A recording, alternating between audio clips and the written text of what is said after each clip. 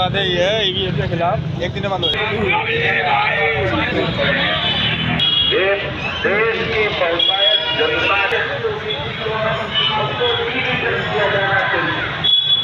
आज के हालात पुरानी सेंट्रल गवर्नमेंट की यूनिवर्सिटीज में एक केवल नीति है, एक केवल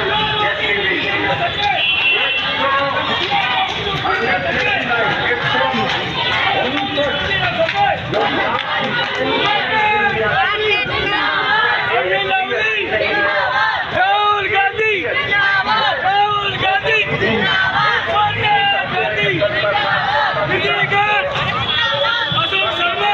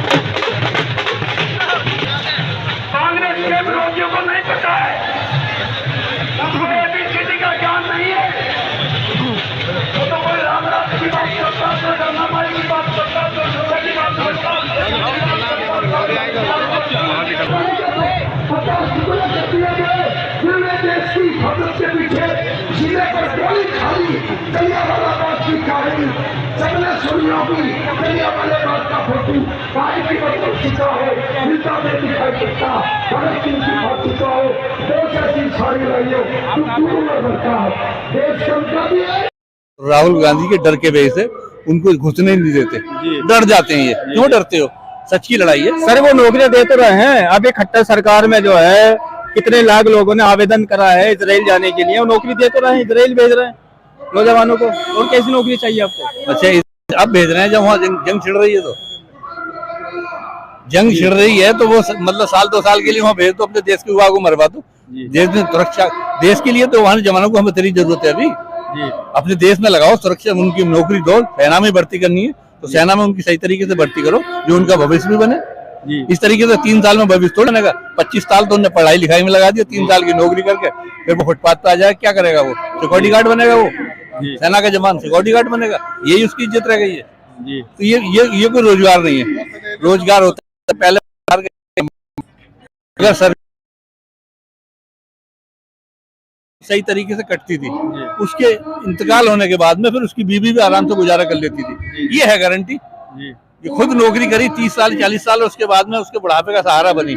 आज वो सहारा सब खत्म हो गया। तो इसका निष्कर्ष ये है, आपको मोदी जी की गारंटी पे भरोसा नहीं है? गारंटी है किसी चीज की नहीं उनकी, ये तो झूठी गारंटी है। अच्छा, ये तो झूठी गारंटी है। गारंटी किस बात की दे रहे हैं? क्या आप 4 किलो गेहूं देके और लोगों को गुमराह कर रहे हैं? अगर जब आदमी 1500 रुपए कमाएगा या 30-40 हजार की नौकरी करेगा तो वो आटा तो खुद ही खरीद लेगा। वो तुम्हारे 5 किलो आटे पे निर्भर थोड़ी रहेगा। जब पैदा करेगा, वो कारोबार करेगा, तो आटा तो खुद ही खरीद लेगा। सर, अब देश के अंदर 18 राज्यों में बीजेपी की मिलीजुली सरकार है और अपनी सरकार है। उसके बावजूद अगर कोई विपक्ष की पार्टी है, कोई अगर अपना समारोह या कोई संघ या कोई अपना धरना प्रदर्शन करने के लिए इजाजत मांगता है तो उसे इजाजत नहीं मिलती है। और अगर बीजेपी के गैर राज्यों में उससे मांगी जाती है इजाजत तो उसे मिल जाती है। तो इस पे आप क्या कहना चाहेंगे? आज तो ये इतना डरे हुए हैं कि अगर कोई भी पार्टी, चाहे वो क्षेत्रीय पार्टी हो या राष्ट्रीय लेवल की पार्टी हो, अगर बीजेपी की सदस्यता ग्रहण कर लेगी तो वो ईडी से बच जाएगी और इनकी बदमाशी से बच जाएगी। और अगर सदस्यता ग्रहण न करी, जिसमें अभी उदाहरण आया नीतीश कुमार का आया, नीतीश कुमार का यही डर तो सता रहा था, मायावती का यही तो डर सताया था कि एक देश के ऊपर एक लफ्ज नहीं बोल सकती वो, तो बोलोगे तो हम अंदर कर देंगे तुम्हें।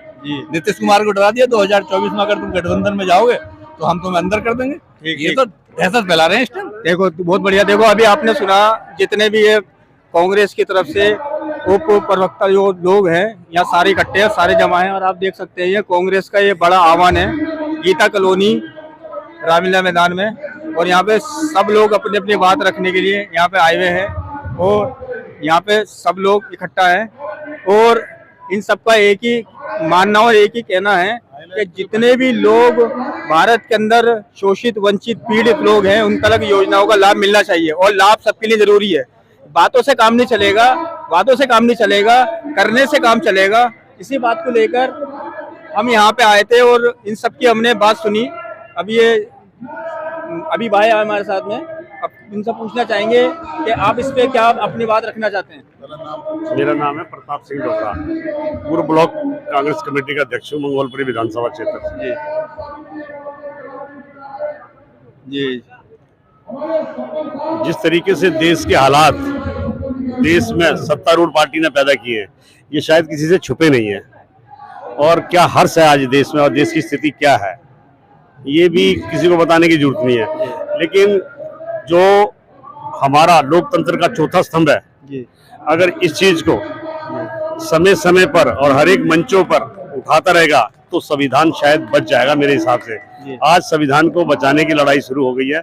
दलित, शोषित वर्ग, ओबीसी और माइनॉरिटी लोगों पर जो अत्याचार हो रहा है, ये अपने आप में बहुत ही दयनीय है। और कांग्रेस पार्टी निरंतर, राहुल गांधी जी भारत जोड़ो यात्रा, न्याय दिलाने की हक की यात्रा जो कर रहे हैं, वो एक बहुत बढ़िया एक पार्टी जिसको अपने देश के लोगों से प्यार है, नागरिकों से प्यार है, जितने 70 बरस देश को चलाया और देश को आज़ादी दिलवाई, आज उस पार्टी को ये हाशिए पर धकेलना चाहते हैं। लेकिन पार्टी एक समुद्र का रूप फिर लेगी।